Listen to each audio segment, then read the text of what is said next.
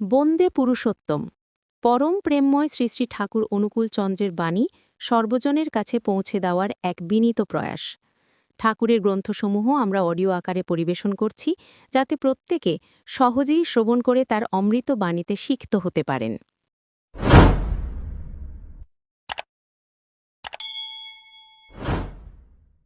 আলোচনা প্রসঙ্গে প্রথম খণ্ড, পৃষ্ঠা ১৭৪ থেকে ১৮১। ২১শে অগ্রহায়ণ ১৩৪৮ শনিবার, ইং ৬/১২/১৯৪১। লুব্ধ মধুব্রত যেমন মধুচক্রকে ঘিরে ভিড় জমায়, ইষ্টব্রতী তাপসমণ্ডলী উষা সমাগমে তেমনি করেই এসে হাজির হয়েছেন তাঁরই কাছে। আজ হিমায়তপুরের পুণ্যভূমিতে দাঁড়িয়ে যে দৃশ্য আমরা দেখছি, এমনতর দৃশ্য মানুষ বড় বেশি দেখেনি। দেখেছিল একদিন দক্ষিণেশ্বরের দেবদেউলে, দেখেছিল একদিন নদিয়ার পথে পথে, দেখেছিল একদিন আরবের মরুপ্রান্তরে, দেখেছিল একদিন জেরুজালেমের জলপাই বনে, দেখেছিল একদিন সারনাথের স্তূপপাদমূলে, দেখেছিল একদিন মথুরা বৃন্দাবন দ্বারকায়, দেখেছিল একদিন অযোধ্যার রাজপুরীতে। এই তো অমৃতময়ের অমৃত সঞ্চালের পর্ব, যে অমৃত প্রবাহ গুটি কয়েক বেষ্টির ভিতর দিয়ে প্রবাহিত হয়ে যায় সারা বিশ্বে, আনে নূতন প্লাবন, এক নবীন ভাব বিপ্লব, স্তরে স্তরে পলি রেখে যায়, যার উপর দাঁড়িয়ে সমৃদ্ধতর ফসল ফলতে শুরু করে মানব জীবনের প্রতিটি ক্ষেত্রে। শরদ্দা জিজ্ঞাসা করলেন, চাতুর্বর্ণ ময়া সৃষ্টম গুণকর্ম বিভাগাসা, এর মানে কি? এটা কি গোড়া থেকেই আছে? শ্রী শ্রী ঠাকুর: হ্যাঁ, ভিতরে যেমন ইনস্টিংক্ট বা সহজাত সংস্কার বা গুণ থাকে, কর্ম তদনুযায়ী হয়। দুনিয়ার দুটো জিনিস ঠিক অবিকল বা একরকম দেখতে পাবেন না। প্রত্যেকটি যা কিছুর একটা বিশিষ্টতা আছে, তা যেমন রূপে তেমনি গুণেও। একই বাপমায়ের ৫টি সন্তান ৫ রকম হয়, কারণ উপগতির সময় নারী পুরুষকে যখন যেমন প্রেরণা দেয়, পুরুষের ভিতরকার তেমনতর জিনিসই তখন বেরোয়। অয়ন স্যুত বৃত্ত বিধান তপস্যায় গতি ও অস্থি অধিজাত হয়েছে। সেখানে হচ্ছে যেন পুরুষ, স্পার্ম বীজ, বৃত্তি যেন প্রকৃতি ওভম বা ডিম্বকোষ, আর অভিধান হল কোহেসিভ অ্যাফিনিটি। প্রকৃতির বিভিন্ন প্রেরণায় একই পুরুষের ভিতর থেকে বিভিন্ন গুণের সৃষ্টি হল। যত রকমের গুণই থাক না কেন, তার গ্র্যান্ড ডিভিশন ওই ৪ বর্ণের মধ্যেই রয়েছে। শুধু মানুষের জন্যই নয়, জীবজগতের সব স্তরেই চাতুর্বর্ণ রয়েছে। সৃষ্টির সঙ্গে সঙ্গেই বর্ণ ঢুকে গেছে। প্রথম থেকেই তা ইনস্টিংক্ট বা সহজাত সংস্কার হিসেবে থাকে, এনভায়রনমেন্টের মধ্যে তা প্রকাশিত হয়। জেনারেশন আফটার জেনারেশন, মানে বংশ পরম্পরায় সেই ধারা চলে। শরদ্দা জিজ্ঞাসা করলেন, বর্ণধর্ম ঠিকভাবে পালন করতে গেলে তো মানুষ বর্ণচিত কর্ম ছাড়া অন্য কাজ করতে পারবে না। কিন্তু কোনো মানুষের অন্য বর্ণের কর্মে যদি বিশেষ প্রতিভা থাকে এবং সেটা যদি সে করতে না পারে, তাহলে সমাজই তো ক্ষতিগ্রস্ত হবে। শ্রী শ্রী ঠাকুর: মানুষ জীবিকার জন্য বর্ণচিত কর্ম ছাড়া করতে পারবে না, এক আপদ ধর্ম ছাড়া। তাছাড়া কোনো কর্মানুশীলনে মানুষের কোনো বাধা নেই। বর্ণাতীত কর্মে যার বিশেষ প্রতিভা থাকে, বর্ণচিত কর্মেও সে অপটু হয় না। সেই কর্ম দিয়ে জীবিকা আহরণ করে বাদবাকি সময় সে তার প্রতিভার স্ফুরণ এবং তদনুযায়ী লোকসেবায় ব্যয় করতে পারে। তার বিনিময়ে সে কিচ্ছু চাইবে না। কিন্তু তার সেবায় প্রীত হয়ে স্বতঃস্ফূর্ত আগ্রহে প্রীতি অবদান স্বরূপ কেউ যদি তাকে কিছু দেয়, তা গ্রহণ করতে তার কোনো বাধা নেই। কিংবা রাষ্ট্রের তরফ থেকেও যদি তাকে কোনো পুরস্কার দেয়, তাও সে গ্রহণ করতে পারে। প্রত্যেকে যদি বর্ণচিত কর্মনিরত থাকে, কেউ কারো বৃত্তি হরণ না করে, তাহলে বেকার সমস্যা জিনিসটাই আসতে পারে না। অযথা প্রতিযোগিতা জিনিসটাও বন্ধ হয়ে যায়। পারস্পরিক সহযোগিতা ও নির্ভরশীলতা বেড়ে যায়। বংশপরম্পরায় একই কর্ম করার ফলে প্রত্যেকের দক্ষতা ও যোগ্যতাও বেড়ে যায়। প্রত্যেকে কর্ম করায় সর্বতোমুখী সুষম উৎপাদন ও সেবা পরিবেশনের একটা স্বাভাবিক ব্যবস্থা স্বতই গজিয়ে ওঠে। কোনো বর্ণের বিশিষ্ট সেবার অভাবে তারা এবং অন্যান্য বর্ণ অপুষ্ট থাকে না। সামাজিক শৃঙ্খলা অব্যাহতভাবেই এগিয়ে চলে। তাই আমাদের বাপ, বড় বাপ, ঋষি, মহাপুরুষরা যে বিধান করে গেছেন, তা একটু তলিয়ে বুঝতে চেষ্টা করবেন। অদূরদর্শিতা ও হীনত্ব বুদ্ধি থেকে দুনিয়ার অনেক আন্দোলনই হয়েছে, কিন্তু তাতে সমস্যার সমাধান কিচ্ছু হয়নি। সব ব্যাপার মানুষের হাতের বাইরে চলে যাচ্ছে এবং বারবার বিশ্বযুদ্ধ অনিবার্য হয়ে উঠছে। এর প্রতিকার আছে সুসংগত ব্যক্তিবিজ্ঞান ও সমাজবিজ্ঞানকে আশ্রয় করার মধ্যে।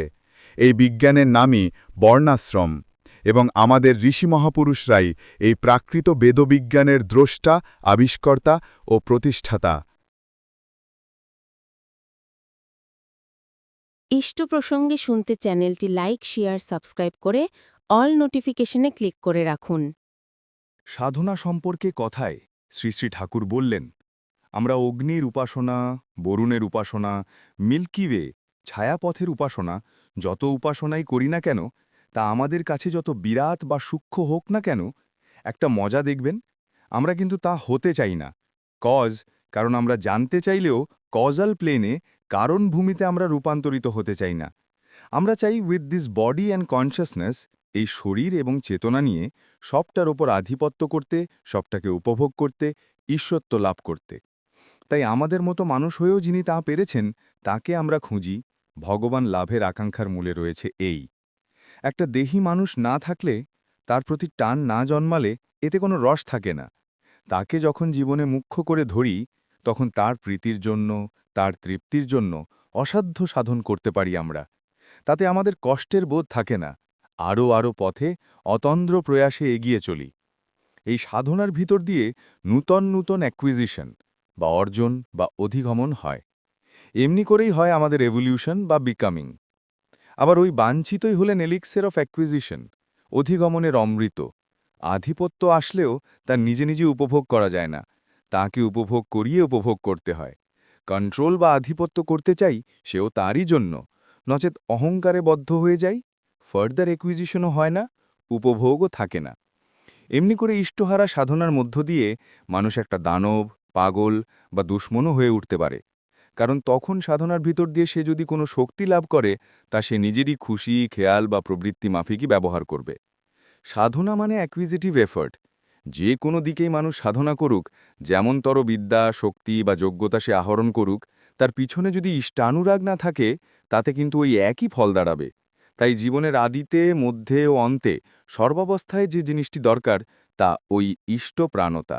প্রশ্ন করা হলো, ইষ্ট নাই অথচ সংযত, ব্যক্তিত্ববান, বুদ্ধিমান, পরোপকারী, কৃতিলোকও তো অনেক দেখা যায়।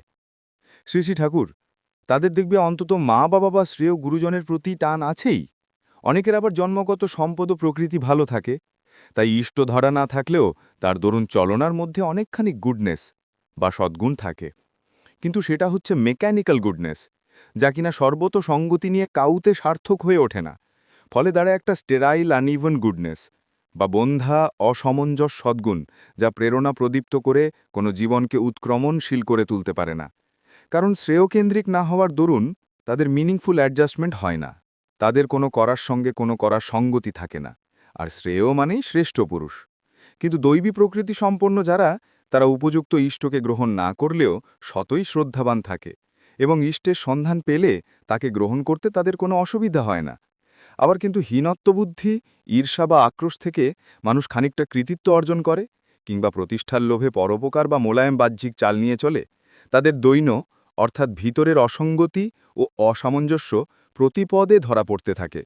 তাদের শেষ পর্যন্ত শেষ রক্ষা হয় না, মাঝপথেই এলিয়ে পড়ে তারা। প্রকৃতি বড় কঠোর পরীক্ষক। দুনিয়ার বুকে দীর্ঘদিন কারোর ফাঁকি দিয়ে চলবার জো নেই। আবার হীনত্ববুদ্ধি যাদের বেশি, তারা সদ্গুরু পেলেও তাকে গ্রহণ করতে পারে না। আত্মসমর্পণের কথায় তাদের সমস্ত সত্তাটা যেন থেতলে ওঠে। এরপর গণতান্ত্রিক বিধান সম্বন্ধে কথা উঠল। তাতে শ্রী শ্রী ঠাকুর বললেন, আমাদের এই বডি বা শরীরের দিকে চেয়ে দেখুন, প্রত্যেকটা অর্গ্যানকে হেল্প করছে। কোনো অর্গানে ডেফিসিয়েন্সি বা খাঁকতি হলেও অন্য অর্গ্যানগুলি লেগে যাচ্ছে তা মেকআপ বা পরিপূরণ করতে। প্রত্যেকের থাকা অন্য সবগুলির উপর নির্ভর করছে। আর ব্রেনটা যেন হোল, মানে সমগ্র, তাই তাকে বলে উত্তমাঙ্গ। সব অর্গ্যানগুলি সেপারেটলি এবং জয়েন্টলি কনস্ট্যান্টলি ব্রেনকে নারিশ করতে চেষ্টা করছে। ব্রেন করছে গুরুর কাজ, ব্রেন দিচ্ছে প্রেরণা, সবাইকে গাইড করছে। সত্যিকারের সংঘ, সমাজ বা রাষ্ট্র গড়তে গেলেও এমনতর দরকার। এছাড়া কোনো সিস্টেম গড়ে ওঠে না, ধসে যায়। তাই বুঝুন, ভোক্স পপুলাই ভোক্স ডেই, না ভক্স এক্সপ্লিটরি ভোক্স ডেই। সাফারিংসের একটা অ্যাটমসফিয়ার সৃষ্টি করে, একটা গুড পেয়ারের ব্রেনকে সেই আকুলতা ঠেসে ধরে, সেখানে পরিত্রাতার সোল, আত্মা নেমে আসে। একটা জাইগোড নারী প্ল্যাসেন্টার মধ্যে শুয়ে শুয়ে বাড়ে। নারায়ণ যেন ক্ষীরোদ সমুদ্রে শুয়ে আছেন, লক্ষ্মী তার পদসেবা অর্থাৎ চলন সেবা করছেন। পরে একদিন জন্ম হয়, জেগে ওঠেন তিনি মানুষের মধ্যে। জন্মের থেকেই তার বিরাটত্বের টিংলিং স্টের পাওয়া যায়। সকলের দুঃখ বেদনা বক্ষে ধারণ করে তারই নিরাকরণী প্রতিভা ও প্রচেষ্টা প্রদীপ্ত হয়ে যিনি আসেন, এমনতর মানুষই মানুষজাতির প্রাণ ও মস্তিষ্ক স্বরূপ, তা ব্যষ্টিগতভাবে ও সমষ্টিগতভাবে। তাই সংঘ, সমাজ বা রাষ্ট্র যদি তাকে কেন্দ্র করে সংগঠিত করে তোলো, প্রত্যেকের বৈশিষ্ট্যকে পোষণ দিয়ে প্রত্যেককে প্রত্যেকের সহায়ক করে, পারস্পরিকতায় ব্যক্তিগত ও সমষ্টিগত প্রচেষ্টার ভিতর দিয়ে ওই জীবন্ত কেন্দ্রকেই পরিপরিত করে পরিপুষ্ট করো, তাহলেই মানুষের দুঃখ ঘুঁচে যায়। আর ভেবে দেখো, এমনতর বিধান তোমরা চাও কিনা? প্রত্যেকটা মানুষই চায় কিনা? এই আমাদের শাশ্বত আর্য বিধান। একে যে তন্দ্রই বলো না কেন, তাতে কোনো আপত্তি নেই। তবে দরকার এই জিনিসটা, অনির্বচনীয় অক্ষয় সুধাস্বাদে ভরা তার জীবন। তার সান্নিধ্যে এসে মানুষ যতটুকুই যা কুড়িয়ে নেয় সে অতি সামান্য, তবু এর মধ্যে একটা নেশা আছে, নিজের হারানো সত্তাটাকে কুড়িয়ে পাবার নেশা। সেই নেশায় মানুষ প্রশ্নের পর প্রশ্ন করে, জানার পর আরও জানে, করার ওপর আবার করে। এমনি করে সে নিজেকে সত্যি করে উপলব্ধি করে চলে, পরম সত্য, শিব, সুন্দর জীবনের সঙ্গে প্রীতিনিবদ্ধ হয়ে। প্রফুল্ল, আপনি কি গোড়া থেকেই বুঝতেন যে আপনি জগতের কল্যাণের জন্য আবির্ভূত হয়েছেন? শ্রী শ্রী ঠাকুর, সেসব কি জানি, ছোট থেকেই মানুষকে ভালোবাসতাম, কারোর দুঃখ দেখতে পারতাম না। কাউকে দুর্দশাগ্রস্ত দেখলে মনে হতো আমি নিজেই ওই অবস্থায় পড়ে গেছি, এবং তার একটা বিহিত না করা পর্যন্ত স্থির থাকতে পারতাম না।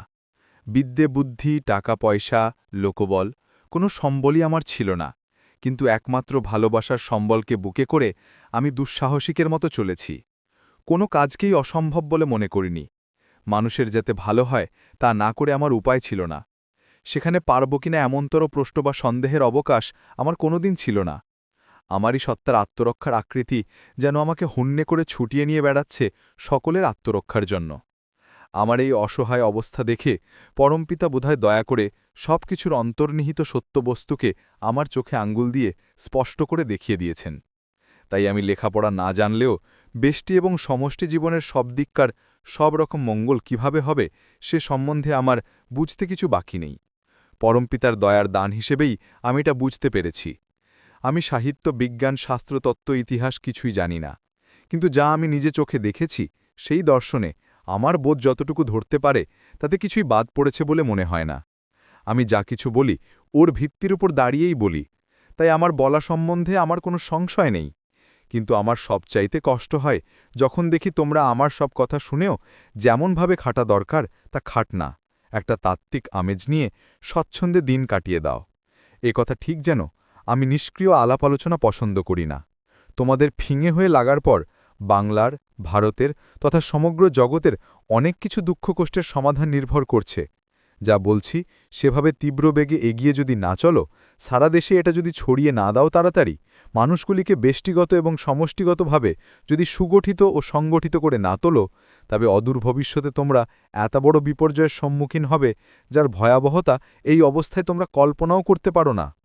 আমার কি কষ্ট তা তোমরা বুঝতে পারো না, না হলে এমন করে যার যার পিছুটান নিয়ে আবদ্ধ হয়ে থাকতে পারতে না। আমি বলি, তোমাদের পিছুটানের প্রতি যদি সুবিচার করতে চাও, তাহলেই ওগুলোর প্রতি নির্মম হয়ে আমি যা বলি তাই করো। মই সর্বাণি কর্মাণি সংন্যস্যধ্যাত্মচেতসা নিরাশির নির্মমো ভূত্বা যুদ্ধস্ব বিগতজ্বরহা। কথাগুলি বলতে বলতে আগ্রহ ও আবেগের আতিশর্যে শ্রী শ্রী ঠাকুরের চোখমুখ জলজল করতে লাগল। কণ্ঠস্বরের তড়িৎ মূর্ছনা সকলের অন্তরে এক তীব্র জ্বালা সৃষ্টি করে তুলল। তিনি আপন মনে কিছু সময় পদ্মাচরের দূর আকাশের দিকে উদাস দৃষ্টিতে চেয়ে রইলেন। কারোর মুখে একটিও কথা নেই, একটা দিব্য গাম্ভীর্য থমথম করতে লাগল। হরিপদ্মা অর্থাৎ সাহা নিঃশব্দে তামাক সেজে দিলেন। শ্রী শ্রী ঠাকুর হাতে নলটা ধরে মুখে দিয়ে টানতে লাগলেন। তিনি যে তামাক খাচ্ছেন তা যেন তিনি নিজেই ঠিক পাচ্ছেন না। দৃষ্টি তখনও তার কোন সুদূরের কোনো গভীরে, দেশকাল পাত্রকে অতিক্রম করে অনন্তের মহাসায়রে। চুপচাপ বসে আছেন পূর্ব দক্ষিণাস্য হয়ে। এমন সময় জানালা দিয়ে এক ফালি রোদ এসে পড়ল বিছানায় ও গায়ে। শীতের সকালে ওই রোদটুকুকে পরম আত্মীয়ের মতো মনে হতে লাগল। শ্রী শ্রী ঠাকুর নিজেই নিস্তব্ধতা ভঙ্গ করে ব্যথিত কণ্ঠে বললেন, সব জেনে শুনেও যে প্রতিকার করতে পারছি না, এর চাইতে দুঃখ আর কি আছে। তিনি যেন সর্বসাধারণের কি এক ভীষণ বিপদকে প্রত্যক্ষ করে আতঙ্কিত হয়ে উঠেছেন। শরদ্দা, আপনি দুঃখ করছেন কেন? আপনার ইচ্ছা হলে সবই হবে। শ্রী শ্রী ঠাকুর, আমি বিশ্বাস করি আমি যেমন যেমন ইচ্ছা করি ঠিক তেমনিই হতে পারে। অবশ্য আপনারা যদি আমার ইচ্ছাটাকে আপনাদের ইচ্ছা করে নেন, আমার ইচ্ছামতো কাজ করবেন, আর তার মধ্যে আপনাদের ব্যক্তিগত ইচ্ছাগুলি, স্বার্থ, প্রয়োজন, প্রবৃত্তি ও খেয়ালগুলি স্বতন্ত্রভাবে সাবল চালাতে থাকবে, তাতে কিন্তু হবে না। আপনাদের ভিতর যা কিছু আছে তার প্রত্যেকটি আলাহিদাভাবে এবং সবগুলি সামগ্রিকভাবে আমার ইচ্ছার সঙ্গে সঙ্গতিশীল হয়ে ওঠাই চাই। তোমার রক্তের একটা কণা, শরীরের একটা সেল বা ইচ্ছার একটা আঁশও যদি থাকে যা আমার ইচ্ছার পরিপূরণে সক্রিয়ভাবে আগ্রহী হয়ে ওঠেনি, তাই একদিন মস্ত বড় বাধার সৃষ্টি করে তুলতে পারে। এই বাধার অপসারণ হয়ে গেছে যার মধ্যে, তার অসাধ্য কাণ্ড নেই, এমন তর্জে সে নিরহংকার হয়ে যন্ত্রস্বরূপ কাজ করে যেতে পারে। পরম পিতা তাকে নিত্য শক্তির যোগান দেন। সে ভাবে না যে আমি পারব কিনা, সে জানে যে তার না করলেই নয়, তাই করেই চলে এবং পারেও তাই। আবার তার ওই আকুলতা বহু লোককে ভিড়িয়ে তোলে। সে নিজে যা পারে না, অন্যের সাহায্যে তা করে। তাই আপনারা মাঝখানে ফাঁক বা ফাঁকি নিয়ে চলবেন না, তাহলে নিজেরাও ঠকবেন, আমাকেও ঠকাবেন। আপনাদের ঠকাটাই আমার ঠকা, তাছাড়া আমার নিজের ঠকা জেতা বলে আর কিছু নেই।